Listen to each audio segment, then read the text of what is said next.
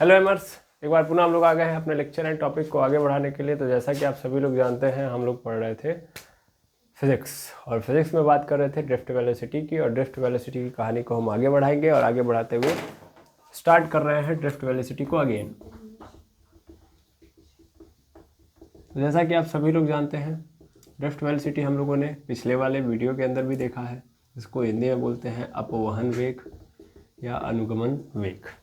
ठीक है, तो ये वेलोसिटी है क्या, ये वेग है क्या, ये तो हम लोगों ने कल ही डिस्कस कर दिया था कि भैया इलेक्ट्रॉन जो है जिस स्पीड के साथ आगे की ओर बढ़ता है जब वो बैटरी से कनेक्टेड होता है, जब वो बैटरी से कनेक्टेड होता है, कौन, कंडक्टर जब बैटरी से कनेक्टेड होता है तो कंडक्टर के अंदर इलेक्ट्रॉन जिस वेलोसिटी से आगे की ओर बढ़ रहा होता है उस वेलोसिटी को ही हम लोग क्या बोलते हैं, ड्रिफ्ट वेलोसिटी। या इलेक्ट्रॉन का फ्लो जिस स्पीड से होता है, इलेक्ट्रॉन का फ्लो जिस स्पीड से हो रहा होता है, जिस स्पीड से हो रहा होता है उसे ही क्या बोलते हैं, उसे ही ड्रिफ्ट वेलोसिटी कहते हैं, ड्रिफ्ट वेलोसिटी कहते हैं। ठीक, बिल्कुल। अच्छा, ये वेलोसिटी क्या करती है, ये वेलोसिटी इलेक्ट्रॉन को यूनिडायरेक्शन फ्लो देती है।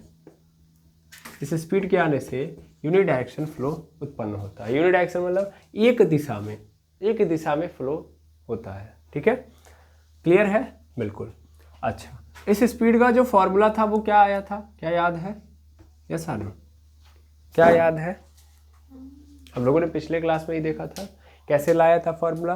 तो फॉर्मूला लाने का तरीका हम लोग को पहले पता होना चाहिए। यस आर नो, हम लोगों ने देखा था तरीका ये था सर कि हम लोगों ने सबसे पहले वी निकालने के लिए ये किया था u1 प्लस ए टाउ1 या t1, सॉरी ए t1, फिर u2 प्लस ए t2 प्लस u3 प्लस ए t3, ऐसे ऐसे un प्लस ए tn, ये था। और पूरे को डिवाइड कर दिया गया था n से। एक्चुअल में vd क्या था, तो यहाँ से पता चल गया था कि ये एवरेज वेलोसिटी है। और एवरेज लेने का भी क्या था, कारण था। कारण क्या था कि रैंडमली हम एक स्पीड थोड़ी ना ले सकते हैं, है ना। वो तो कई सारी स्पीड हो रही है, कई सारी वेलोसिटी आ रही हैं और उस क्या बोलते हैं, उस स्पीड या उस वेलोसिटी का एक कंक्लूजन निकल के आ रहा है ना। यानी वो पूरे स्पीड मिल के, या सीधा सीधा बोला जाए तो उन सबके होने के बाद एक स्पीड नजर आ रही है ना। यानी v1 आएगा, v2 आएगा, v3 आएगा, v4 आएगा, तब जाके ओवरऑल कंक्लूजन निकलेगा vd। दैट मीन्स वहाँ पे एवरेज की बात चल रही होती है। अब यहाँ से हम लोगों ने देखा था कि अगर मैं इसको अलग अलग रखूँ तो यहाँ से क्या मिलेगा मुझे, यहाँ से मिलेगा मुझे u1 plus u2 plus u3 dot dot dot u1 divide by n, और plus a t1 plus t2 plus t3 plus dot dot dot tn, पूरे के नीचे n, है ना। ये कॉमन ले लीजिए, क्लियर है। और यहाँ से ये आपको पता है कि ये क्या है, इनिशियल वेलोसिटी है। What is u1 and u2? It is a initial velocity.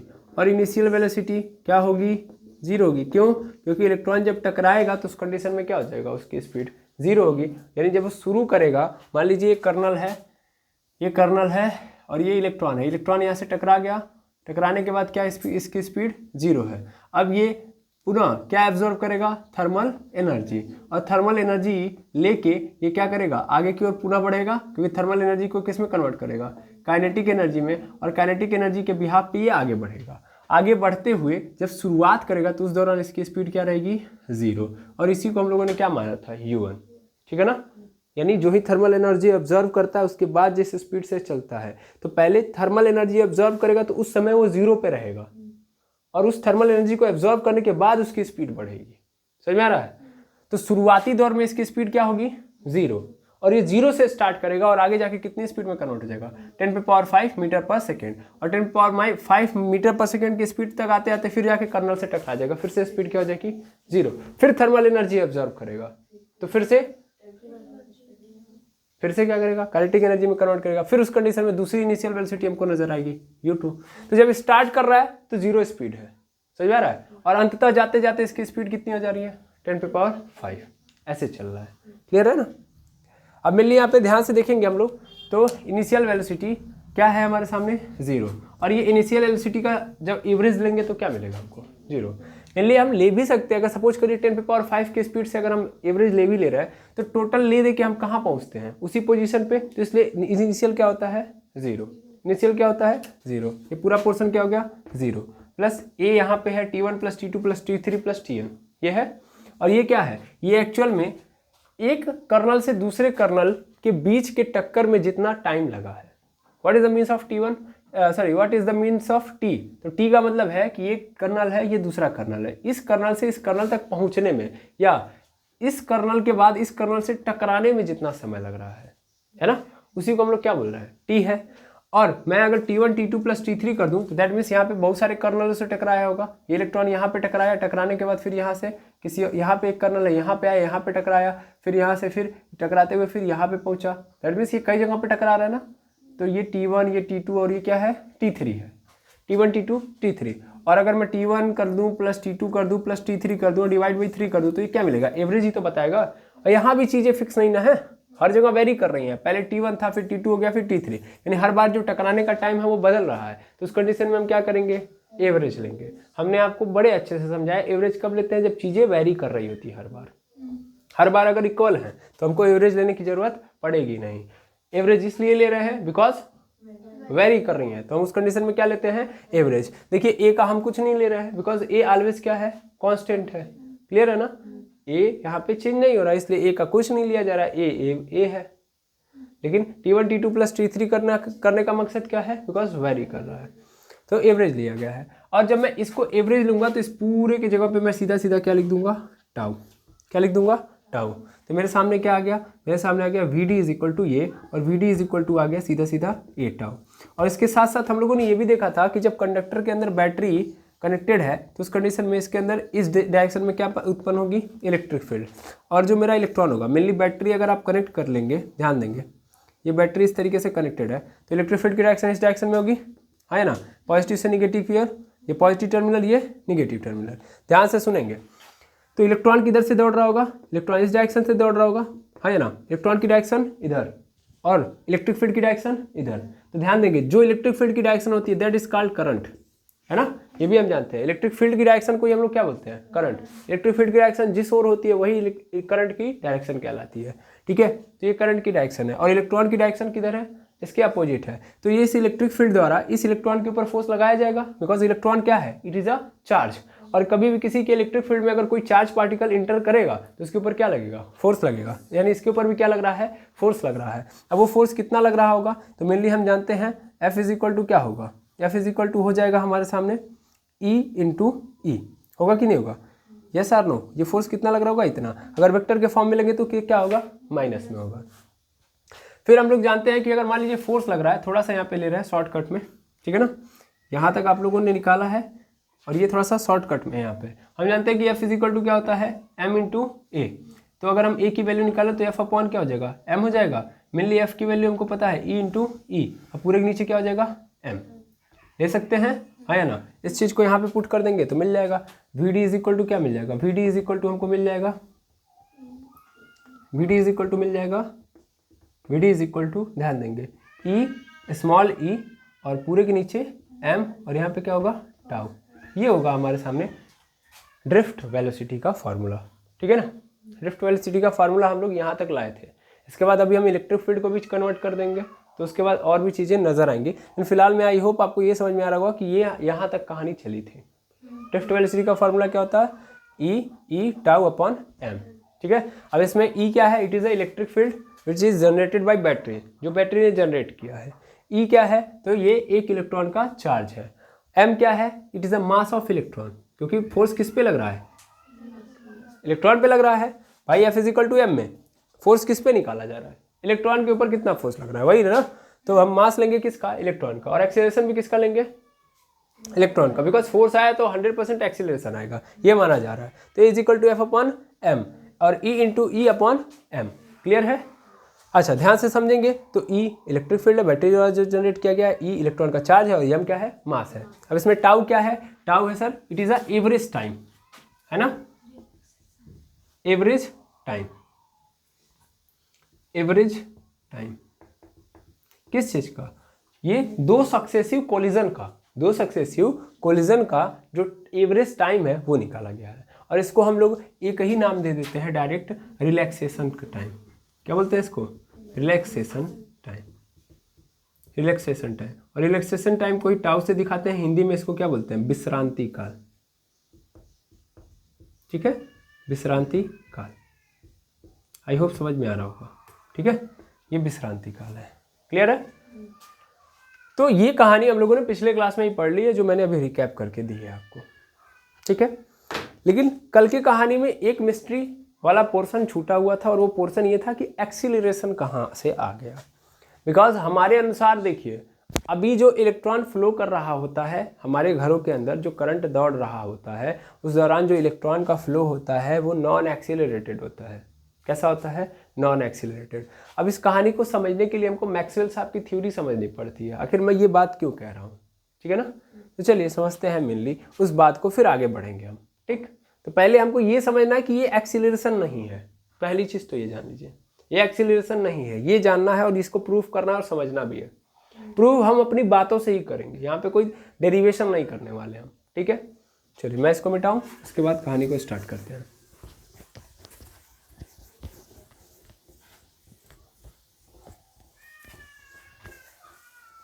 तो देखिए,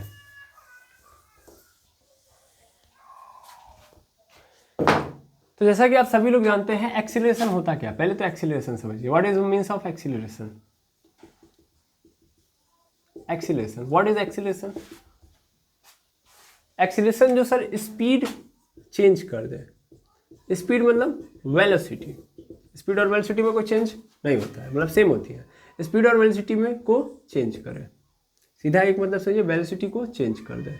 वेलोसिटी को चेंज करने का मतलब, वेलोसिटी को चेंज करने का मतलब होता है कि मान लीजिए अगर कोई बाइक 10 किलोमीटर पर आवर की स्पीड से चल रही है, 10 किलोमीटर पर आवर की स्पीड से चल रही है, तो अगर ये अगले कुछ सेकेंड में भी कितने किलोमीटर पर आवर की स्पीड से चल रही है? 10 किलोमीटर पर आवर की स्पीड से। क्या स्पीड में कोई चेंज आया? नहीं।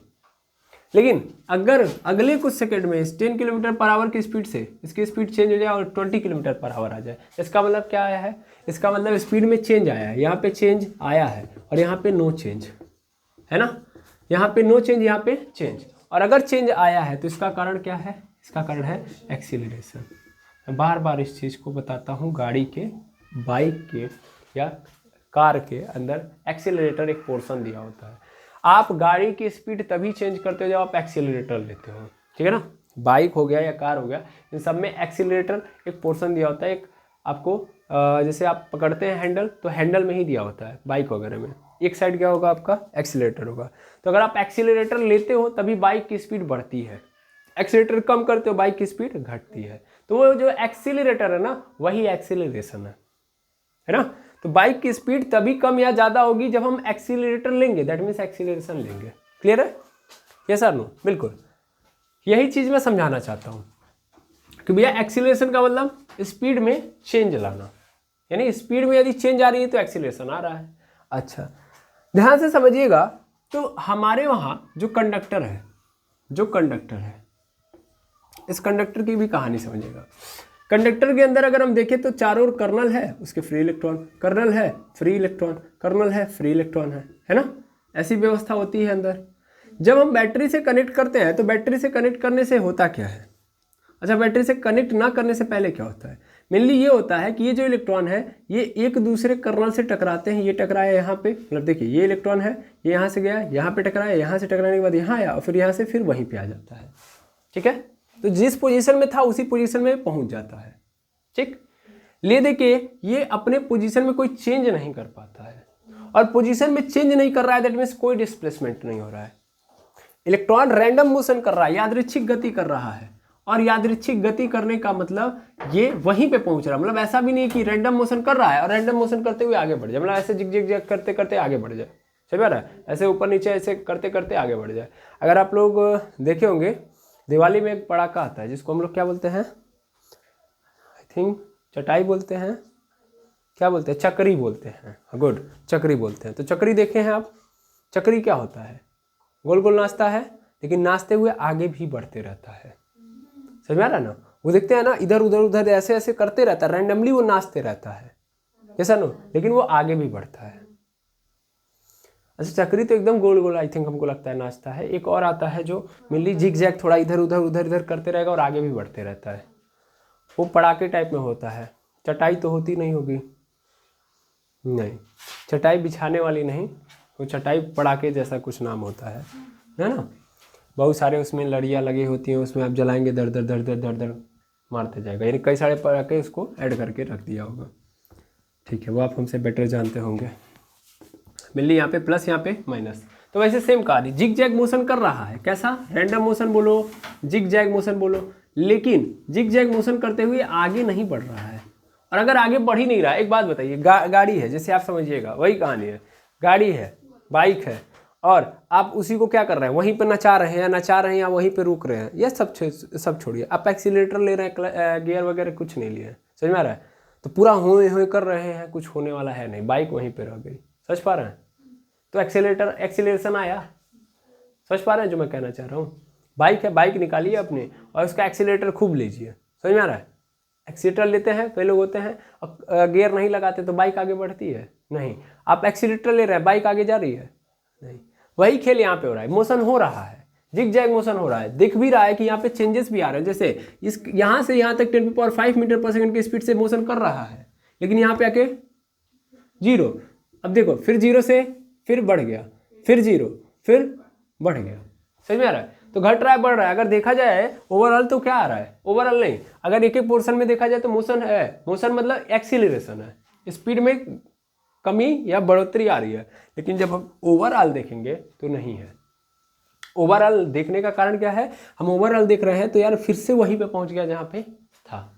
तो यानी ये जो इलेक्ट्रॉन है ये एक्चुअल में इस कंडक्टर में उसी पोजीशन पे है, ये किसी डायरेक्शन में आगे बढ़ा ही नहीं। और बिना डिस्प्लेसमेंट के बताइए कौन सा एक्सीलरेशन, वही तो मैं बता रहा हूँ।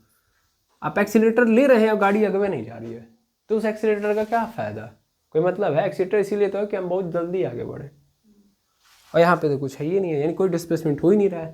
डिस्प्लेसमेंट हो नहीं रहा है तो इसलिए वेलोसिटी नहीं आए, और वेलोसिटी आएगी नहीं तो चेंज करने के लिए एक्सीलरेशन नहीं आएगा, समझ में आ रहा है। यानी देखिए, डिस्प्लेसमेंट नहीं आएगा तो वेलोसिटी नहीं आएगी, और वेलोसिटी जब आई ही नहीं तो चेंज की तो बात ही खत्म करिए, आया ना। चेंज कब आएगा, जब वेलोसिटी आएगी, आएगा समझ में। तो इसी कारण जब तक हम बैटरी से नहीं कनेक्ट किए, सॉरी यहाँ पे कनेक्शन नहीं है, when it is not connected, ठीक है, तब की कहानी है। लेकिन जब हम कनेक्ट कर देते हैं, कनेक्ट कर दिया, तो कनेक्ट करने से ये रैंडमली मोशन करेगा। ये जो इलेक्ट्रॉन है ये क्या करेगा, ये यहाँ से यहाँ जाएगा, यहाँ से फिर यहाँ, और फिर यहाँ से यहाँ चला आएगा, समझ में आ रहा है। तो इसने क्या कर दिया, अपने पोजीशन में चेंज ला दिया। पोजीशन में क्या ला दिया, चेंज ला दिया। पोजीशन में चेंज मतलब ये अब वहीं पे नहीं है, थोड़ा सा आगे बढ़ गया। आगे बढ़ने का मतलब इसने क्या ला दिया, डिस्प्लेसमेंट, डिस्प्लेसमेंट ला दिया। डिस्प्लेसमेंट आए तो 100% क्या आएगी, वेलोसिटी आएगी। अब वेलोसिटी आई है तो हाँ अब चेंज आ सकता है, लेकिन जरूरी नहीं कि चेंज आ गया, समझ में आ रहा है। अब समझिए चेंज का मतलब क्या है, what is the means of change. Change मतलब मैंने बोला ना वेलोसिटी के अंदर चेंज। वेलोसिटी का मतलब चेंज ये है कि पहले शुरुआती दौर में, जैसे अभी जस्ट बताया मैंने कि 10 km/h की स्पीड से चल रहा है, यानी स्पीड आ चुकी है। अरे भाई पहले की कहानी ये थी कि ओवरऑल एवरेज क्या था, 0 था, 0 km/h, समझ आ रहा है, क्योंकि डिस्प्लेसमेंट 0 था इसलिए वेलोसिटी भी क्या थी, 0। अभी 10 km/h आ गया है, यानी ये यहां से यहां तक गया है 10 km/h की स्पीड से, ठीक है। अब फिर यहां से आने के बाद फिर ये आगे जब जाएगा तो फिर टकराएगा, फिर क्या होगा, टकराएगा, यहाँ के कर्नल से टकराएगा, यहाँ आया, ध्यान देंगे, यहाँ आएगा। थोड़ा सा आउंस गाउंस हो जा रहा है, मैं थोड़ा सा कंडक्टर को साफ साफ लिख दे रहा हूँ, बना दे रहा हूँ। पेशेंस रखिए, बहुत मजा आएगा, बहुत ही इंटरेस्टिंग टॉपिक है। हाँ, यहाँ वाला कर्नल, यहाँ वाला कर्नल, यहाँ वाला इलेक्ट्रॉन, यहाँ वाला इलेक्ट्रॉन, ये यहाँ से टकराया यहाँ से टकराया यहाँ, और इस बार यहाँ पे आ गया, ठीक है। यानी इसने हल्का सा पोजीशन में क्या ला दिया, चेंज। अब फिर ये क्या कर रहा है, फिर ये यहाँ पे आ रहा है, यहाँ टकरा रहा है, फिर ये कहाँ पहुँच जा रहा है, यहाँ पे। ध्यान से देखिएगा, डिस्प्लेसमेंट हो रहा है, अभी यहाँ पे हुआ, मतलब देखिए अभी पहले ये पोजीशन था, अब यहाँ से यहाँ पे आ गया, अब यहाँ से कहाँ चला गया, यहाँ पे। पोजीशन में चेंज आ रहा है कि नहीं आ रहा है, लेकिन जो पोजीशन में चेंज आ रहा है वही डिस्प्लेसमेंट कहलाएगा। और ये जो डिस्प्लेसमेंट हो रहा है उस दौरान हर बार डिस्प्लेसमेंट इक्वल हो रहा है। हर बार डिस्प्लेसमेंट क्या हो रहा है? इक्वल। यानी यहाँ पे जितना आगे बढ़ा है, सपोज कर रहा हूँ 10 मीटर बढ़ा है ना, तो यहाँ भी कितना बढ़ा है? 10 मीटर बढ़ा है। मेरी बात ध्यान समझिएगा, यहाँ भी कितना बढ़ा है? 10 मीटर। डिस्प्लेसमेंट ऑलवेज क्या हो रहा है? बराबर। और इसके साथ साथ टाइम भी सेम ले रहा है। अगर 10 मीटर डिस्प्लेसमेंट के लिए यहाँ पे 5 सेकेंड ले रहा है, तो यहाँ भी 10 मीटर के लिए कितना ले रहा है? 5 सेकेंड। तो इस कंडीशन में ये बताइए वेलोसिटी यहाँ पे कितनी है? वेलोसिटी यहाँ पे कितनी है? यहाँ पे है सर 10/5, कितना हो जाएगा? 2 मीटर पर सेकेंड। और यहाँ पे भी कितनी है? 2 मीटर पर सेकेंड। अब मैं आपसे पूछूं, ये बताइए, ये जब आगे बढ़ रहा है तो जो स्पीड, जिस स्पीड से बढ़ा है, मतलब 10 किलोमीटर पर आवर, यहाँ पे अगर मैं अज्यूम करूँ तो आगे भी 10 किलोमीटर पर आवर की स्पीड से चल रहा है ना। मैं यहाँ से यहाँ देख रहा हूँ तो कितने की स्पीड से? 2 मीटर पर सेकेंड से। तो यहाँ भी 2 मीटर पर सेकेंड से। फिर आगे जब बढ़ेगा तो भी 2 मीटर पर सेकेंड से। फिर आगे जब बढ़ेगा 2 मीटर पर सेकेंड से। अब हम आपसे पूछें, ये बताइए क्या वेलोसिटी में चेंज आ रहा है? वेलोसिटी में तो कोई चेंज भी नहीं आ रहा है। तो वेलोसिटी में जब कोई चेंज भी नहीं है तो एक्सीलरेशन आएगा? नहीं, एक्सीलरेशन आएगा ही नहीं। There is no acceleration. यानी इलेक्ट्रॉन आगे बढ़ रहा है भाई, ये क्लियर है, बट कोई एक्सीलरेशन नहीं, क्योंकि जिस स्पीड से वो बढ़ रहा है उस स्पीड में कोई चेंज नहीं आ रहा है। यानी वो एक कांस्टेंट स्पीड से आगे बढ़ रहा है। ठीक है ना? यानी यहाँ पे मोशन हो रहा है, वेलोसिटी आई है, और वेलोसिटी कैसी है? कांस्टेंट है। कैसी है? कांस्टेंट। ठीक है, तो कांस्टेंट है। और अगर ये कांस्टेंट है, वेलोसिटी कांस्टेंट है, तो 100% इफ वेलोसिटी कांस्टेंट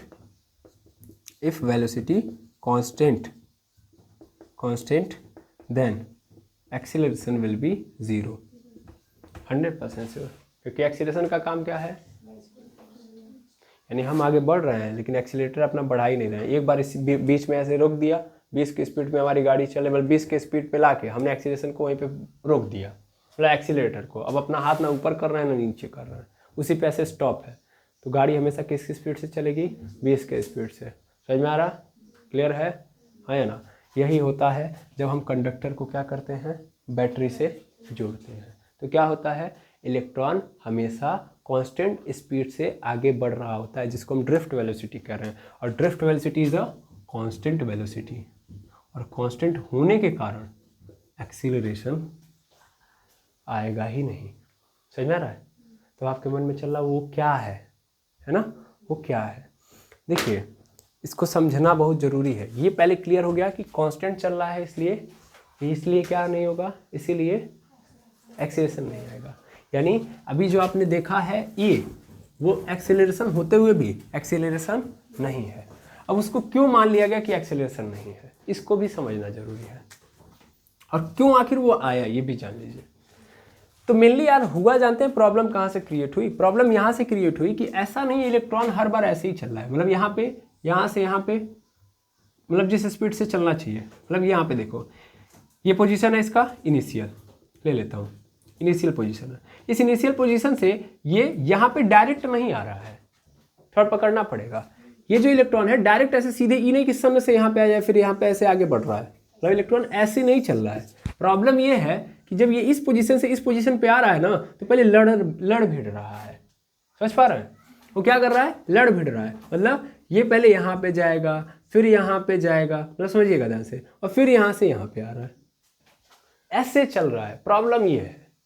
और जब ये ऐसे चल रहा है तो ये जब टकरा रहा है तो इसकी स्पीड क्या हो रही है? कम हो रही है, स्पीड 0 हो रही है। समझ में आ रहा है? स्पीड 0 हो रही है, और स्पीड 0 होगी, सपोज करिए कि यहाँ से आया 0 हो गई है ना, थर्मल एनर्जी ऑब्जर्व करके काइनेटिक एनर्जी बनाया। लेकिन यार मोशन की बात भी करो ना, काइनेटिक एनर्जी आ रही है, वेलोसिटी चेंज हो रही है, मतलब यहाँ पे 0 है, अचानक से वेलोसिटी बढ़ गई, तो इसका मतलब यहाँ पे एक्सीलरेशन आया, फिर यहाँ पे आके 0 हो गया, फिर यहाँ से फिर ऊपर उठा है ना, तो यहाँ पे 0 था, फिर उठ के फिर आगे बढ़ गया ना। तो हम जिस स्पीड की बात कर रहे हैं, हम जिस ड्रिफ्ट वेलोसिटी की बात कर रहे हैं, थोड़ा ध्यान से देखिएगा, ये ड्रिफ्ट वेलोसिटी हम इतने की ले रहे हैं, इतने दूर का। समझ में आ रहा है? हम इस स्पीड को नेग्लेक्ट कर रहे हैं। समझ में आ रहा है? नहीं, मेरी बात समझिए, हमको इससे लेना देना नहीं है, क्योंकि अगर मैं इसको ऑब्जर्व करने लगूंगा, इसको ऑब्जर्व करूंगा, तो ध्यान देना, इसी को पूरे का ओवरऑल निकाल के तभी तो हम ये बोल रहे हैं। देखिए, हमने यहाँ पे माना था, पहले इसको देखना पड़ेगा, U1, V1, U2, V2, फिर यहाँ से U3 और V3 लिया था, और इस पूरे का कंक्लूजन निकाला था VD। तो VD क्या दे रहा था? यहाँ से लेके यहाँ तक की डिस्टेंस के अबाउट काम कर रहा था। समझ में आ रहा है? यानी इस ओवरऑल को निकालने के बाद ये निकाल रहा था, समझ में आ रहा है? यानी इतने डिस्प्लेसमेंट पे काम कर रहा है, ये पूरे डिस्प्लेसमेंट की कहानी को ले देके ये इतने डिस्प्लेसमेंट के बारे में बता रहा था, यानी ये डिस्प्लेसमेंट ले रहा था और ये वेलोसिटी बता रहा था। क्या मेरी बात समझ पा रहे हैं? ठीक है, और अगली बार में फिर से समझिएगा, ये वीडियो अगर मैं देखूंगा ना तो एक्चुअलिटी में देखा जाता है, ऑब्जर्व किया गया तो कितना है 10⁻⁻4 मीटर पर सेकेंड। 10⁻⁻4 मीटर पर सेकेंड समझ पा रहे हैं? It is a very small quantity, 10⁻⁻4 metre पर सेकेंड। इसको अगर मैं सही तरीके से लिखूँ तो 1/10,000 हो जाएगा। 10,000 मतलब 0.0001 होगा, है ना? इतना मीटर पर सेकेंड की स्पीड से इलेक्ट्रॉन कहाँ बढ़ रहा है? आगे। समझ में आ रहा है? यानी आगे जब इलेक्ट्रॉन चल रहा है तो कितने की स्पीड से? इतने की स्पीड से चल रहा है। अब ये स्पीड क्या है? अप्रॉक्सीमेट जीरो ही है ना? समझ पा रहे हैं? अप्रॉक्सीमेट जीरो है, अप्रॉक्सीमेट जीरो है, अप्रॉक्सीमेट जीरो है, बट जीरो नहीं है। और जीरो नहीं है इसीलिए थोड़ी सी वेलोसिटी आ रही है, उसी थोड़ी सी वेलोसिटी के कारण थोड़ा सा एक्सीलरेशन आ रहा है। और एक्सीलरेशन, अच्छा सोचो, जब वेलोसिटी की स्थिति ये है तो एक्सीलरेशन की स्थिति क्या होगी? और भी छोटी होगी। इसीलिए एक्सीलरेशन अपने आप में होते हुए भी नहीं है। समझ में आ रहा है ना? समझ में आ रहा है कि नहीं आ रहा है? फील करिए इस चीज को कि एक्सीलरेशन है बट नहीं है। क्यों नहीं है? क्योंकि यहाँ पे वेलोसिटी क्या है? ऐसा नहीं है स्ट्रेट चल रहा है, ये यहाँ से फिर यहाँ पे सन से चलाएगा, फिर यहाँ से यहाँ पे सन से चलाएगा। ऐसा है कि हर बार ये क्या कर रहा है? ऐसे लड़ते भिड़ते पहुंच रहा है आगे। समझ में आ रहा है? ऐसे लड़ते भिड़ते पहुंचेगा आगे, हमेशा ऐसे जिग जैग करते हुए फिर यहाँ पहुंचेगा, फिर ऐसे ऐसे। समझ में आ रहा है? ऐसे चल रहा है। क्लियर? तो हम जो वेलोसिटी निकालते हैं, ओवरऑल क्यों निकालते हैं, आई होप आपको समझ में आ गया होगा। ओवरऑल निकालोगे तभी तुमको ये पता चलेगा, है ना? तभी हमको ये पता चल पा रहा है कि एक्चुअल में डिस्प्लेसमेंट कितना हुआ, तभी हम देख पा रहे हैं स्टार्टिंग पॉइंट और तभी हम देख पा रहे हैं एंड पॉइंट। अगर हम एक के अंदर फंस गए, मतलब इसने से इसने के बीच में देखेंगे तो हम स्टक्ड हो जाएंगे, तब तो हम देखेंगे कोई डिस्प्लेसमेंट वही नहीं होगा। क्लियर है ना? ये बहुत मिस्टीरियस बन जाता है अगर हम बहुत ज़्यादा सोचेंगे इसके बारे में। ये ज़्यादा सोचने जैसी कोई चीज़ है ही नहीं। यानी हमेशा याद रखेंगे कि जो वीडी है वो हमेशा आगे बढ़ा रहा है, यानी यहाँ से लेके यहाँ तक की जो स्पीड है इसकी 10⁻⁻4 मीटर पर सेकेंड, यहाँ भी 10⁻⁻4 मीटर पर सेकेंड, यहाँ भी 10⁻⁻4 मीटर पर सेकेंड। ये है, समझ में आ रहा है? ये ऐसे कहानी चल रही है, कोई दिक्कत होना भी नहीं चाहिए। अब ये स्पीड क्या है? अपने आप में क्या है? कांस्टेंट है कि नहीं है? अपने आप में क्या है? कांस्टेंट है, हर बार चेंज नहीं हो रही है, कांस्टेंट है, इसलिए एक्सीलरेशन यहाँ पे क्या होगा? जीरो। बट एक्सीलरेशन क्यों देखो इसीलिए बोल दिया रहा है क्योंकि चूंकि बहुत छोटी क्वांटिटी है तो वेलोसिटी अपने आप में कांस्टेंट मान ली गई। भाई ये ऑलरेडी क्या है? कांस्टेंट है, लेकिन जीरो नहीं है तो इसलिए कांस्टेंट है, क्योंकि बदल भी तो नहीं रही है। लेकिन थोड़ा सा चेंज आ रहा है। चेंज कहाँ आ रहा है? समझ पा रहे हो? फील कर पा रहे हो? ये सीधा थोड़ी ना चल रही है। अगर सीधा यही 10⁻⁴ मीटर पर सेकेंड की स्पीड से चलती तो मैं बोल देता ओवरऑल स्पीड क्या है? कांस्टेंट है। लेकिन ओवरऑल नहीं है, ये जो बिचवा में से यहाँ से रुक रही है, रुक के ऐसे ऐसे आ रही है, ये लेके आ रहा है उस एक्सीलरेशन को। समझ में आ रहा है? चूंकि स्पीडवे उतनी नहीं है कि हम एक्सीलरेशन यहाँ पे लेके आए, कारण ये बन जा रहा है। समझ में आ रहा है ना? मान लो यार एक्सीलरेशन इज इक्वल टू क्या होता है? Change in velocity upon time होता है। अब यार चेंज हो नहीं रहा है, चेंज बहुत छोटा सा है यार, ऑलरेडी वेलोसिटी जो है बहुत छोटी सी है, इसके अंदर चेंज भी आएगा तो बहुत छोटा सा आएगा, तो एक्सीलरेशन हम कहाँ रिकॉग्नाइज करेंगे? सपोज कर लो ये जीरो के अप्रॉक्स है तो 0/t क्या होगा? जीरो ही तो होगा, इसीलिए एक्सीलरेशन होते हुए भी नहीं है। ठीक है, समझ में आया? एक्सीलरेशन क्यों है ये समझ में आया? एक्सीलरेशन इसलिए ये शब्द आया क्योंकि ये सीधा नहीं जा रहा है, ऐसे टेढ़ा होते हुए जा रहा है, जिग जैग मोशन कर रहा है। तो 100% यहाँ पे अगर स्पीड मान लेता हूँ कुछ जीरो है तो यहाँ तक आते आते स्पीड बढ़ जाएगी, लेकिन फिर जीरो, फिर बढ़ी, फिर क्या होगी? घटेगी, जीरो, फिर बढ़ेगी, फिर जीरो, ऐसे चल रहा है। तो ओवरऑल वेलोसिटी तो दे दिया गया, लेकिन एक्सीलरेशन भी आया है, लेकिन वो एक्सीलरेशन जीरो बढ़ा ऐसे चल रहा है। और ओवरऑल देख लिया गया तो वेलोसिटी ये इतनी छोटी है कि एक्सीलरेशन होते हुए भी नहीं है। आई होप क्लियर हो गया होगा। ऐसा नो क्लियर है ना? है ना? तो इस चीज़ को याद रखेंगे, ये बहुत इंपॉर्टेंट पॉइंट है, बहुत ज़्यादा इंपॉर्टेंट पॉइंट है। ये मिस्ट्री क्रिएट कर देता है, लोग समझ ही नहीं पाते हैं। तो याद रखेंगे कि जो हमने लिखा है Vd is equal to A tau. ठीक है, यहाँ पे आप क्या लिखोगे? ए टाउ में जो ए है ये एक्सीलरेशन होते हुए भी नहीं है। ये है बिकॉज जिग जैग मोशन, है ना, जिग जैग मोशन हो रहा है। और ये नहीं है, ये नहीं है, क्यों नहीं है? Because speed sorry drift velocity,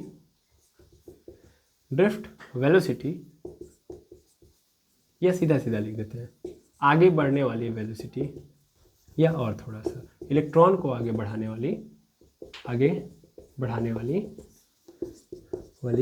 velocity very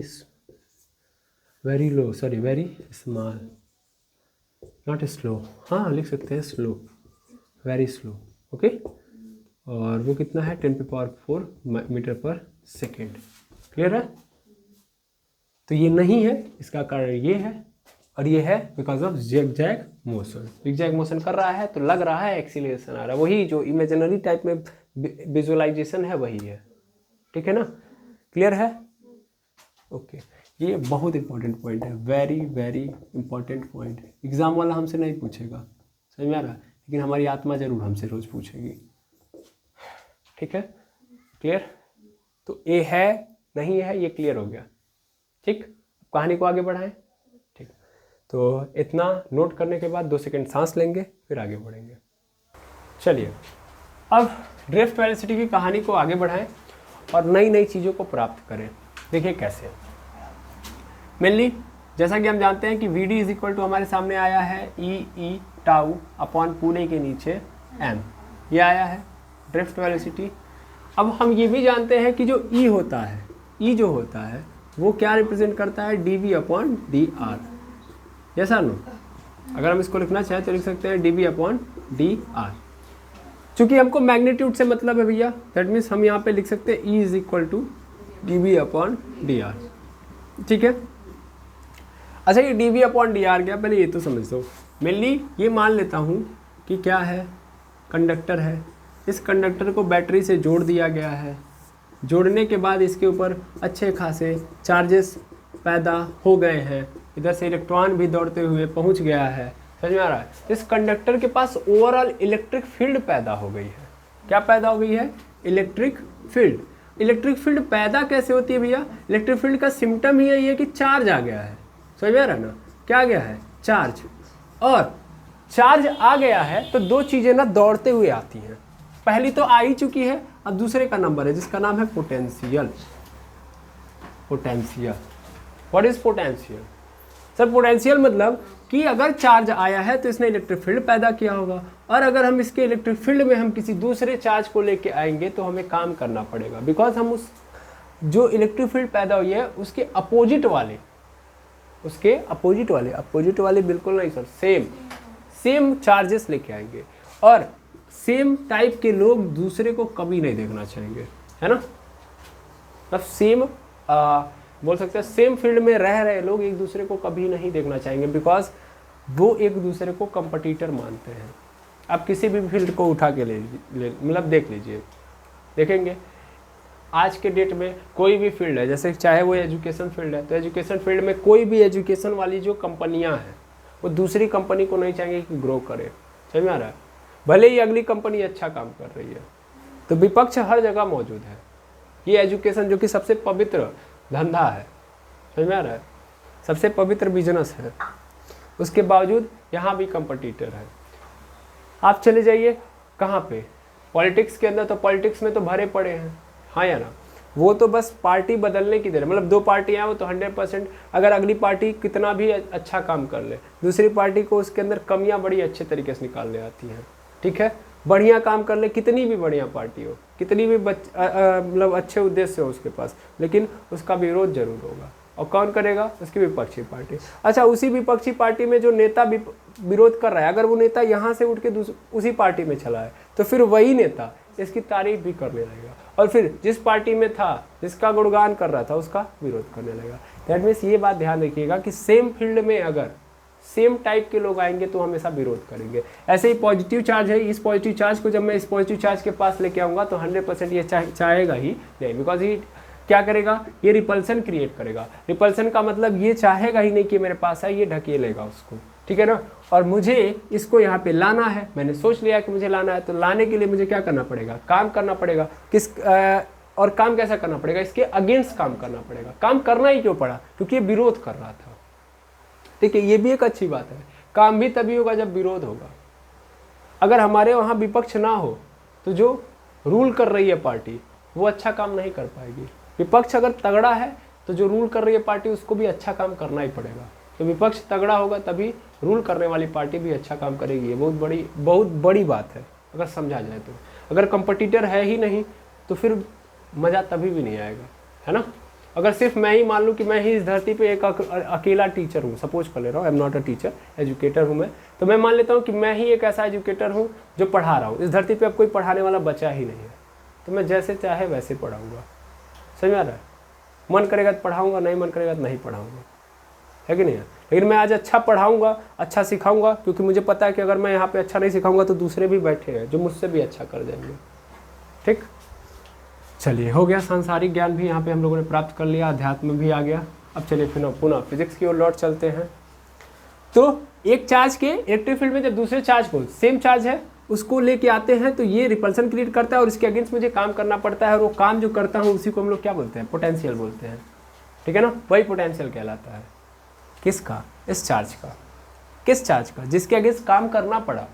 समझ में आ रहा है, इसने क्रिएट किया है तो that potential is called off that, ठीक है ना। इसका पोटेंशियल कहलाएगा भाई। इस चीज़ को मैं और समझा सकता हूँ, और कैसे समझा सकता हूँ, जैसे मान लीजिए ये एक चार्ज प्लेट है, इस चार्ज प्लेट के ऊपर मैं एक और चार्ज लेके आना चाहता हूँ, वो भी पॉजिटिव है, तो लेके आऊँगा तो ये चार्ज प्लेट आने देगा नहीं, ये रिपल्सन क्रिएट करेगा। क्या करेगा, रिपल्सन क्रिएट करेगा। लेकिन मैं तो मान के आया हूँ कि मैं ला के रखूँगा, तो मैं लेके आऊँगा और ला के इसके ऊपर रखूँगा। जब मैं इसके ऊपर रखूँगा इस प्लस, एक्स्ट्रा वाले प्लस को, तो मुझे काम करना पड़ा होगा। तो कितना काम करना पड़ा वो क्या कहलाएगा, वही पोटेंशियल कहलाएगा। किसका, इस प्लेट का।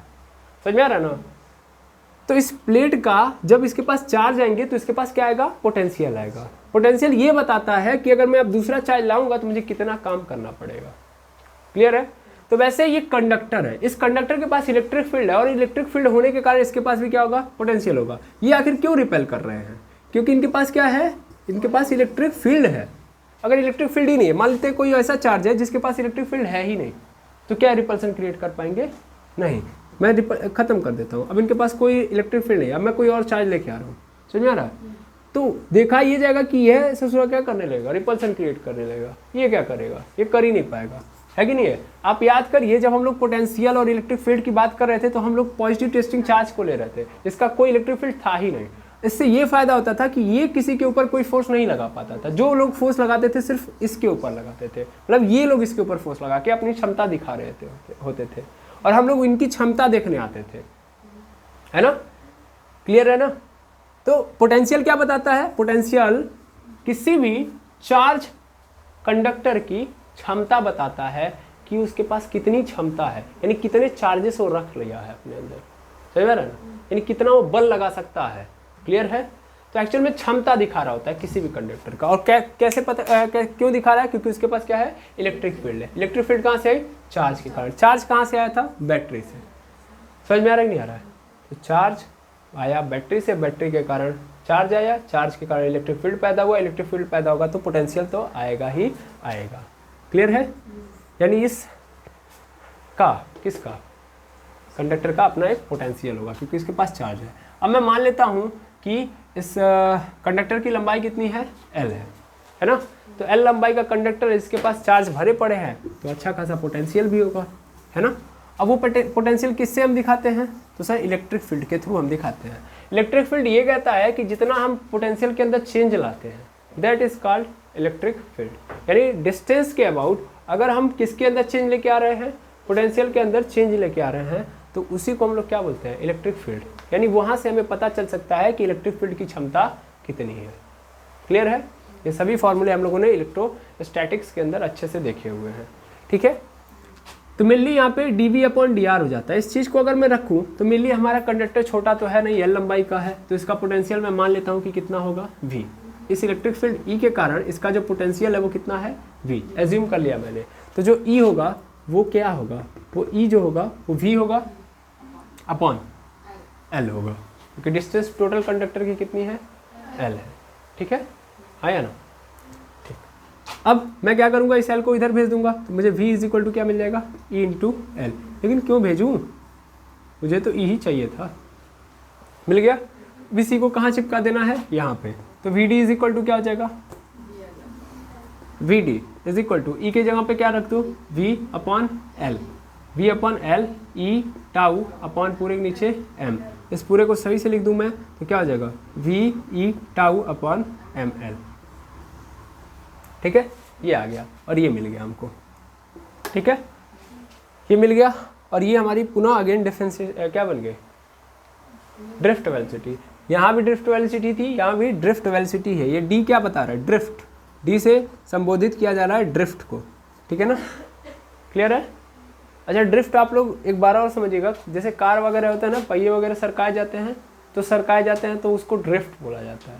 तो मेनली सरकना जो होता है ना वो ड्रिफ्ट ही है, और इलेक्ट्रॉन जो चल रहा है वो सरक ही तो रहा है धीरे धीरे, इतना भयंकर स्पीड थोड़ी ना है। अच्छा, सरकती है कोई चीज़ तो बहुत भयंकर स्पीड से सरकती है।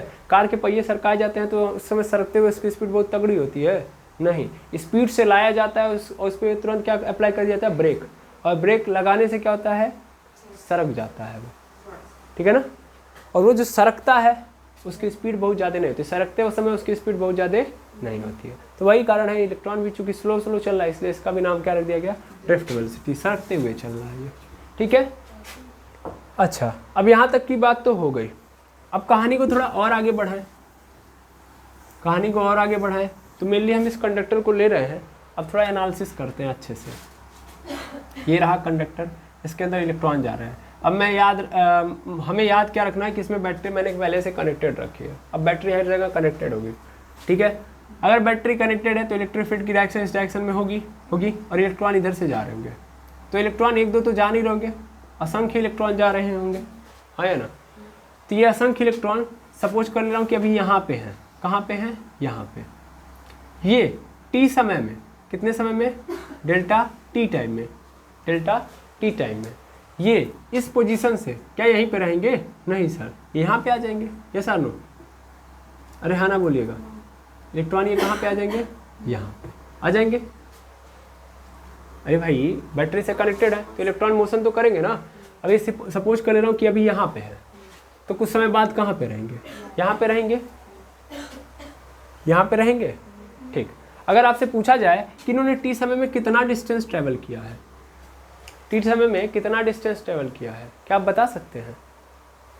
सर ये तो थोड़ा कंफ्यूजिंग क्वेश्चन है, बहुत तगड़ा क्वेश्चन है। टी समय में हमसे ये पूछा जा रहा है कि ये जो इलेक्ट्रॉन अभी यहाँ पे हैं, ये यहाँ पे पहुँचे, सपोज कर ले रहा हूँ ये पॉइंट ए है और ये पॉइंट बी है, तो ए से बी के बीच की दूरी कितनी होगी? सर दूरी कैसे बता सकते हैं? दूरी पता है हमको? कर सकते हैं, बिल्कुल कर सकते हैं। We know that. कैसे? हमें पता है कि चाल बराबर क्या होता है, दूरी बटा समय होता है। अगर हमको दूरी चाहिए तो दूरी इज इक्वल टू क्या हो जाएगा, चाल गुणे समय, हाँ या ना। Speed is equal to distance upon time. If we want distance then we need to multiply speed and time. ठीक है, स्पीड और टाइम का मल्टीप्लाई कर दिया। अब मेनली सर स्पीड कहाँ हमको पता है, भाई कहाँ है, यही तो है। ये स्पीड ही तो बताता है कि इलेक्ट्रॉन आगे बढ़ रहा है। ये इलेक्ट्रिक फील्ड की रिएक्शन है तो इधर की ओर इलेक्ट्रॉन किस स्पीड से बढ़ रहा है, इसी स्पीड से तो बढ़ रहा है। नहीं सर ये तो वेलोसिटी है, दैट इज वेलोसिटी, हमने ऊपर लिखा है वेलोसिटी, ये स्पीड कैसे हो सकता है? तो जब एक डायरेक्शन में कोई ऑब्जेक्ट फ्लो कर रहा था यानी यूनि डायरेक्शनल है, तो उस कंडीशन में उसकी स्पीड और उसकी वेलोसिटी क्या होगी, बराबर होगी। इसमें कोई डिफरेंस नहीं है। समझ आ रहा है? इलेक्ट्रॉन इसी डायरेक्शन में तो फ्लो कर रहा है, तो डायरेक्शन क्या बदल रहा है, नहीं। समझ आ रहा है? इसकी स्पीड और इसकी वेलोसिटी क्या होगी, इस डायरेक्शन में क्या होगी, सेम होगी। क्लियर है?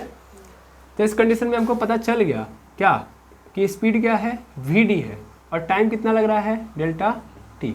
तो डिस्टेंस क्या मिल गया, डिस्टेंस मिल गया हमको V D into delta T. मिल गया कि नहीं मिल गया? यानी यहाँ से लेके यहाँ तक की जो डिस्टेंस है वो पहले मैं लिख दूँ V D into delta T. ठीक है, अच्छा दूरी निकाल के करोगे क्या? अभी बताएंगे, टेंशन ना लीजिए।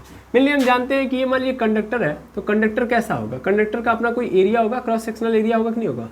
इसको हम क्रॉस सेक्शनल एरिया बोलते हैं। क्रॉस सेक्शनल एरिया मैंने बहुत बार बताया आपको। What is the means of cross sectional area? अनुप्रस्थ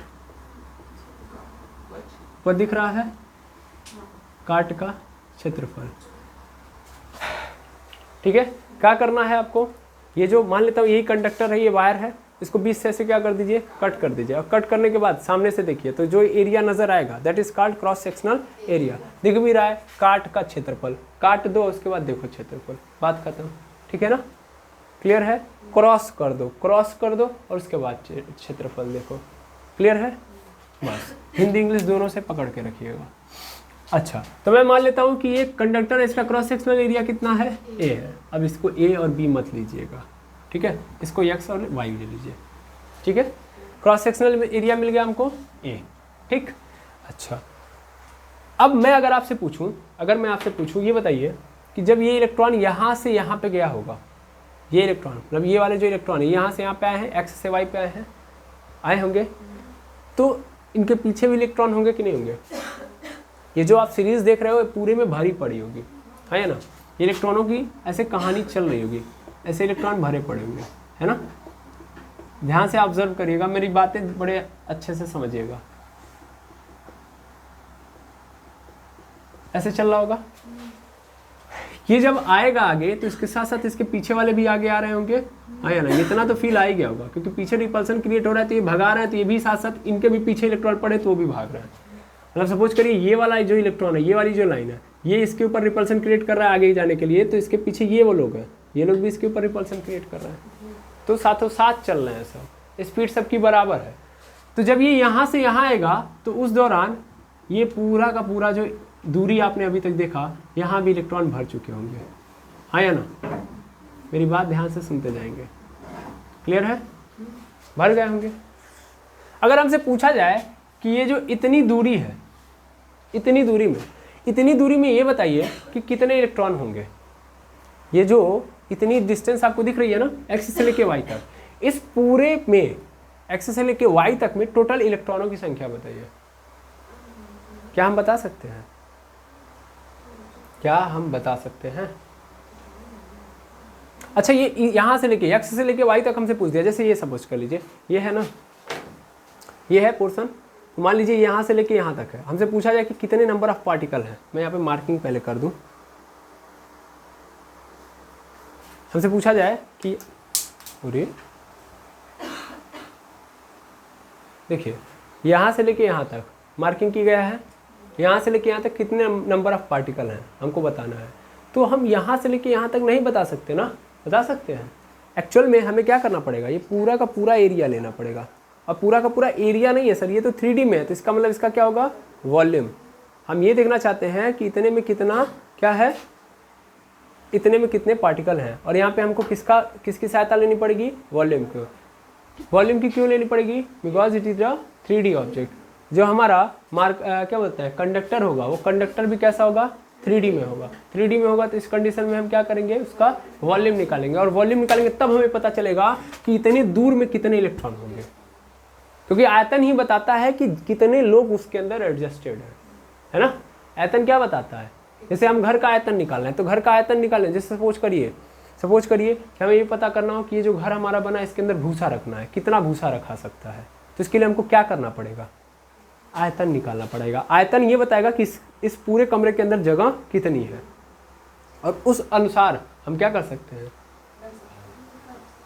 बता सकते हैं कि कितना भूसा इसके अंदर आ सकता है। क्लियर है?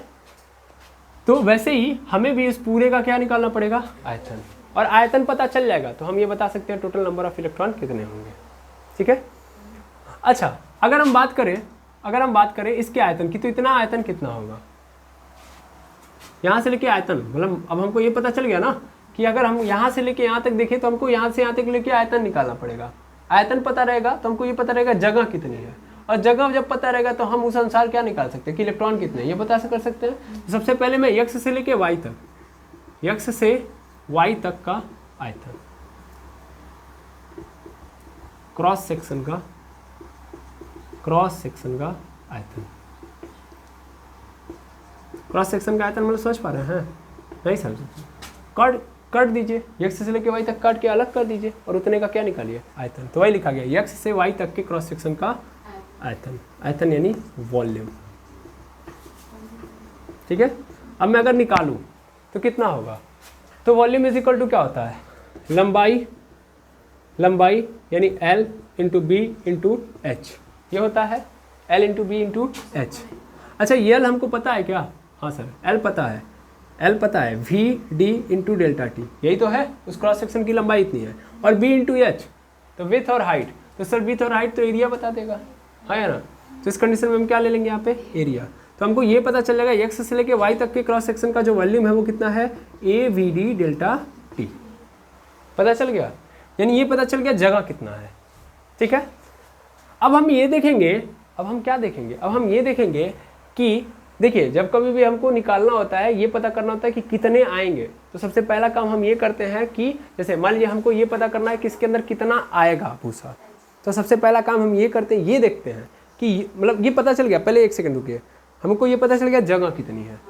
ठीक है, तो हमको भूसा रखना है, तो हम सबसे पहले निकालेंगे कि अगर इतना जगह यानी यूनिट जगह हो, यूनिट स्पेस हो, तो इसके अंदर कितना भूसा आ रहा है, समझ में आ रहा है, यूनिट जगह में कितना भूसा आ रहा है, तो उस अनुसार हम पूरे कमरे का एवरेज निकाल लेंगे।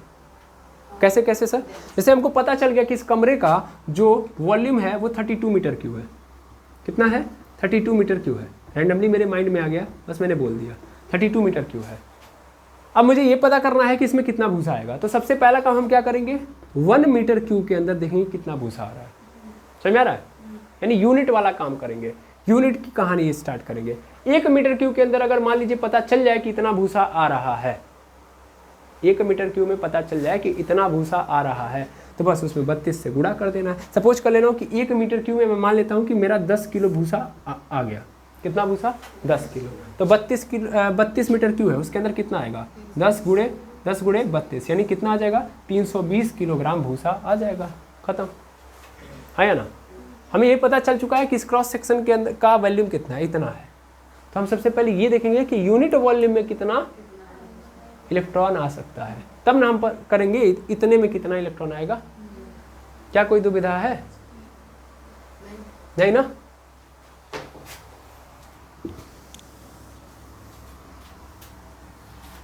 अभी जब ये कहानी पूरी खत्म होगी तो आपको बहुत मजा आएगा, ध्यान से समझते जाइएगा। ठीक है, तो मेनली यहाँ तक आ गई ये कहानी कि यहाँ से यहाँ तक का वॉल्यूम इतना है। अब हम देखेंगे एकांक आयतन में यानी यूनिट वॉल्यूम में उपस्थित इलेक्ट्रॉनों की संख्या, quantity of electron in unit volume. Okay, quantity of electron in unit volume. अगर हम यहाँ पे देखें तो मैं मान लूँगा कितना है, n है, मतलब इतने दूर का एरिया निकाला, ये 1 मीटर क्यूब था, ठीक है ना। ऐसे एज्यूम कर लिया कि इतना क्या है 1 मीटर क्यूब है, ठीक है, या 1 यूनिट क्यूब है, कोई भी यूनिट लो, ठीक है, उसका क्यूब कर दो, तो उसमें कितने इलेक्ट्रॉन आ रहे हैं, n इलेक्ट्रॉन आ रहे हैं। ठीक है, कितने इलेक्ट्रॉन आ रहे हैं, n। तो ये यूनिट वॉल्यूम के अंदर है, और हमारे पास टोटल वॉल्यूम कितना है, ये है ना, ये टोटल वॉल्यूम है, ये टोटल वॉल्यूम है। कहाँ से कहाँ तक का, x से लेके y तक के क्रॉस सेक्शन का। क्लियर है, ये आपने नोट कर लिया होगा। कब का नोट कर लिया होगा, इसको मैं मिटा रहा हूँ क्योंकि हमें कुछ सस्पेंस क्रिएट करना है, सॉरी सस्पेंस रिलीज करना है। ठीक है, ओ सॉरी कट गया, आधा पार्ट कट गया, आधा टी खत्म हो गया, भी ए, चलिए सब आ गया वापस। ठीक है, अब देखिएगा ये दूसरा, ठीक है, चलिए अब देखिएगा, हमारे पास टोटल पता है इतना है, तो हम देखते हैं टोटल वॉल्यूम में उपस्थित या x से y क्रॉस सेक्शन में उपस्थित इलेक्ट्रॉनों की संख्या। तो क्या करेंगे टोटल वॉल्यूम में एक एकांक वाले से मल्टीप्लाई कर देंगे। जैसे आपने देखा कि 1 मीटर क्यूब में कितना मिल रहा है, 1 मीटर क्यूब में आपने देखा था 10 किलोग्राम मिल रहा है, तो 32 मीटर क्यूब में कितना मिलेगा, 320 मिलेगा ना। ऐसे ही हमको पता है कि 1 यूनिट क्यूब में कितना मिल रहा है, n मिल रहा है। तो अगर मैं v d delta t into A unit cube में निकालना चाहूँ तो क्या करना पड़ेगा, इस n से मल्टीप्लाई कर देना है, v d delta t a n। यही होगा कि नहीं होगा, बस यही तो हो रहा है। तो मेनली हम डायरेक्ट यहाँ पे लिख देंगे कि v d delta t into n। अच्छा, a को भूल गए हम लोग, a को हम पहले आगे लिख लेते हैं, a v d या a n लिख लेते हैं direct, a into n V D into delta T. ये बूंदा लगाना बहुत ज़रूरी है, ठीक है। तो ये मिल गया हमको टोटल इतने इलेक्ट्रॉन है यहाँ से यहाँ तक। आएगा समझ में, क्लियर है। अच्छा, अब एक बात हो गई, दूसरी बात सुनिएगा। दूसरी बात क्या सुनिएगा, आप धारा के बारे में क्या जानते हैं? किसके बारे में? धारा। अचानक से ये कहाँ से पैदा हो गया? अभी इसी की तो बात ही चल रही है। धारा मतलब क्या होता है? धारा मतलब ये होता है कि इलेक्ट्रॉनों की संख्या अपॉन टाइम, यही होता है। लेकिन ये नहीं है डेफिनेशन। डेफिनेशन ये है कि flow of electron in unit time is called current. जैसा नो भाई, कितना इलेक्ट्रॉन का फ्लो हो रहा है यूनिट टाइम में या पर्टिकुलर टाइम में, उसी को हम लोग क्या बोलते हैं? धारा कहते हैं, करंट कहते हैं। अगर मैं यहाँ पे बात करूँ तो मैं ये देख पा रहा हूँ कि यहाँ पे डेल्टा टी है टाइम, और इस डेल्टा टी टाइम में इतने इलेक्ट्रॉन फ्लो कर गए कि नहीं कर गए। और इसने पहले बोला था कि आपको क्या करना है, आपको एक क्रॉस सेक्शनल एरिया लेना है, उसमें किसी पॉइंट पे देखना है। मैं इस पॉइंट से अगर देखूँ, सपोज कर लो इस पॉइंट से देख रहा हूँ, मैं इस पॉइंट से देख रहा हूँ, तो मैं यहाँ से देखूंगा ना कि कितने इलेक्ट्रॉन गुजर गए, इतने इलेक्ट्रॉन गुजरे हैं। यस सर नो, हाँ या ना, इतने इलेक्ट्रॉन गुजर गए। कितने देर में? डेल्टा टी टाइम में, क्योंकि इतने इलेक्ट्रॉन आए हैं ना। कितने इलेक्ट्रॉन आए? इतने इलेक्ट्रॉन। और ये इलेक्ट्रॉन रुकेंगे नहीं, वो निकलेंगे ना। यानी इस पर्टिकुलर पी पॉइंट से, या सॉरी यहाँ पॉइंट मत रख के यहाँ रखिए आप, इस पी पॉइंट पे यहाँ से देखिए, यहाँ से देखेंगे तो ज़्यादा आपको फील आएगा। ये जितना इलेक्ट्रॉन है यहीं से तो गुजरेगा। तो यहाँ से जब मैं देखूंगा तो टी टाइम बाद ये इलेक्ट्रॉन चल रहे होंगे, ऐसे चलते चलते चलते निकल गए होंगे कि नहीं निकल गए होंगे। यानी इस पी पॉइंट से मैं देख रहा हूँ, क्रॉस सेक्शनल एरिया यही है पूरा एक्स से लेके वाई तक, और इस पॉइंट से मैं देख रहा हूँ तो टी टाइम के अंदर कितने इलेक्ट्रॉन निकल गए, इतने इलेक्ट्रॉन निकले हैं, है या ना। और अगर मैं इस जानकारी को क्या करूँ, पुट कर दूँ यहाँ पे, तो उससे मुझे पता चल जाएगा ना कि करंट कितना फ्लो हो गया, है या ना। क्योंकि फ्लो ऑफ इलेक्ट्रॉन ही तो क्या कहलाता है, करंट कहलाता है। लेकिन टाइम के रिस्पेक्ट में और पर्टिकुलर पॉइंट से आपको देखना है, ऑब्जर्व भी करना है। मैं ऑब्जर्व भी कर रहा हूँ, मैं यहाँ पे बैठा था, मैं ही बैठा था, स्पेशली मैं बैठा था, मैं देख रहा था कि इस पॉइंट से ये इलेक्ट्रॉन आगे की ओर बढ़ रहे हैं, और टोटल कितने इलेक्ट्रॉन निकले हैं, इतने इलेक्ट्रॉन। कितने समय में? टी समय से। क्या बात समझ में आ रही है? यह इलेक्ट्रॉन तो यहाँ से यहाँ पे गया है, देखिएगा ध्यान से, ये ऐसे आगे गया होगा, हाँ या ना। और हमने बोला था कि यहाँ से यहाँ तक पहुँचने में इसको कितना समय लगा था, डेल्टा टी। तो अगर ये यहाँ से गया था तो इसके पीछे वहाँ यू कुछ तो गए होंगे, हमारा समझ में, तो यहीं से तो गए होंगे, तो इतने इलेक्ट्रॉन तो है। क्लियर है? बिल्कुल। तो मैं यहाँ पे अगर लिखना चाहूँ तो I इज इक्वल टू क्या लिख सकता हूँ, ये पूरा इलेक्ट्रॉनों की संख्या लिख सकता हूँ, A into N into V D into delta T लिख सकता हूँ। अब पूरे के नीचे टाइम कितना लगा है, डेल्टा टी। क्लियर है? डेल्टा टी से डेल्टा टी शहीद हो गया। I इज इक्वल टू क्या हो जाएगा, A into N into V D आ गया। और ये जो आप देख रहे हो ये क्या है सर, ये तो जो ड्रिफ्ट वेलोसिटी थी वो किससे कनेक्टेड हो गई, करंट से, ठीक है ना। और ये जो आपने पढ़ा अभी, that topic is called relation between current and drift velocity. समझ में आया? हम लोगों ने क्या किया, इस पूरी कहानी को लाके किससे कनेक्ट कर दिया, करंट से, ठीक है ना। समझ में आ रहा है कि नहीं आ रहा है? बिल्कुल। अब मैं इस चीज़ को यहाँ पे लिख देता हूँ, जो मेरा टॉपिक है। क्या हमने किया, हमने ये दिखा दिया, क्या दिखा दिया, relation between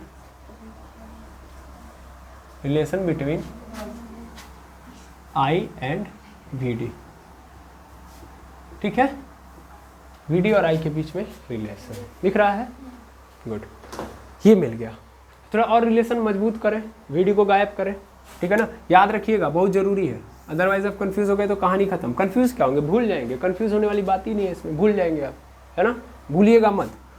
I is equal to अब ऐसे रहेगा, चूंकि हम जानते हैं V D is equal to क्या होता है, V D is equal to क्या होता है sir, V D is equal to होता है वी ई टाउ, होता है V E tau upon M L होता है। इस चीज़ को मैं यहाँ पे चिपका सकता हूँ कि नहीं चिपका सकता हूँ, बिल्कुल चिपका सकता हूँ। तो आई इज इक्वल टू क्या मिल जाएगा मुझे, आई इज इक्वल टू मिल जाएगा A into N into V D, और वी डी के जगह पे हटाना है तो वी ई टाउ अपॉन पूरे के नीचे एम एल। आ गया, आ गया। अब थोड़ा सा और चेंज लाऊंगा, अभी देखिएगा एक और ट्विस्ट मुझे यहाँ पे रिलीज करना है, बहुत मज़ा आएगा, सस्पेंस सस्पेंस बहुत मज़ा आएगा। अब थोड़ा सा और थोड़ा सा जगह मुझे और चाहिए, एक सस्पेंस और निकल के आएगा जो बहुत मज़ेदार होगा, इसके लिए इतना मेहनत किया गया है। अब देखिएगा आई इज इक्वल टू, यहाँ पे मैं इस सभी को सही तरीके से लिख दूँ तो मैं यहाँ पे लिख सकता हूँ N E tau, N E tau लिख सकता हूँ, ए पूरे के नीचे एल, और यहाँ पे क्या लिख सकता हूँ भी, लिख दिया, हाँ या ना, भी लिख दिया। अच्छे से सुनिए, that is not a velocity, this is the potential, yes और नो, ये क्या है पोटेंशियल, है ना, और नीचे एम भी है, सॉरी एम। और इस पूरे को कांस्टेंट बोल सकता हूँ मैं, पहले हाँ या ना बोलेंगे, पहले ये बात करते हैं। कहाँ टाइम है, वो अंदर की टक्कर का टाइम है, tau is the relaxation time between two successive collision. तो वो कंडक्टर के अंदर की कहानी है, वो हम थोड़ी ना चेंज करेंगे, वो तो कंडक्टर के अंदर हो रहा होगा, ऐसा नो, उसको हम चेंज नहीं कर सकते। टाउ फिक्स, कंडक्टर का cross sectional area fix, length fix, electron का mass fix, number of electron fix. ये देखना एन क्या है, what is the N, N is the free electron, N is the free electron. When we see the unit volume, तो उस unit volume के अंदर हम क्या देख रहे हैं, इलेक्ट्रॉनों की संख्या, वो इलेक्ट्रॉन कौन से हैं, फ्री इलेक्ट्रॉन ही तो हैं। ये एक्चुअल में, ये जो हम लोगों ने देखा है एक्चुअल में, ये फ्री इलेक्ट्रॉनों की संख्या है, यस और नो, फ्री इलेक्ट्रॉनों की संख्या। और एक कंडक्टर, जैसे कि मैं आयरन का ले लूँ, तो आयरन के अंदर कितने इलेक्ट्रॉन निकलेंगे, 2 इलेक्ट्रॉन तो निकले ही होंगे ना, 2 इलेक्ट्रॉन हर एटम से निकला होगा। तो एक यूनिट वॉल्यूम के अंदर, उसके अंदर फ्री इलेक्ट्रॉनों की संख्या क्या होगी, कम होगी, नहीं, कम या ज़्यादा होगी, नहीं सर, वो कांस्टेंट होगी, हमेशा कांस्टेंट होगी। तो n is the free electron, number of free electron, E is the charge of electron, tau is the relaxation time, A is the cross sectional area, M is the mass of electron, L is the length of conductor, V is the potential of conductor, I is the current of the conductor, sorry current inside the conductor. Clear है, ये सब बातें समझ में आ गई। पहले मैं लिख दूँ, अभी थोड़ा सा और पेशेंस में रखूँगा, अभी मैं रिलीज़ नहीं करूँगा, 1 सेकेंड बाद, क्योंकि टाइम मुझे क्या करना पड़ेगा, मुझे खाली करना पड़ेगा। पहले आप ये इतना नोट कर लीजिए, यहाँ तक के कंक्लूजन पे ला के अपने आप को पेशेंस के साथ 2 सेकंड के लिए और रोक लीजिएगा, क्योंकि मैं इन सब का पहले अच्छे से रोल दिखाऊंगा, फिर नया चीज़ लेके आऊँगा। आई होप यहाँ तक समझ में आ गया होगा। इसका आप स्क्रीन शॉट लेना चाहें तो वो भी ले लीजिएगा, अच्छा लिखा है, इस बार ले सकते हैं आप, ओके। तो चलिए नोट करिए पहले, चलिए देखिएगा, जो है पहले इनका नामकरण कर लेते हैं, नहीं तो अभी गायब हो जाएंगे तो आप लोग टेंशन में चले जाएंगे कि कहाँ चले गए ये लोग।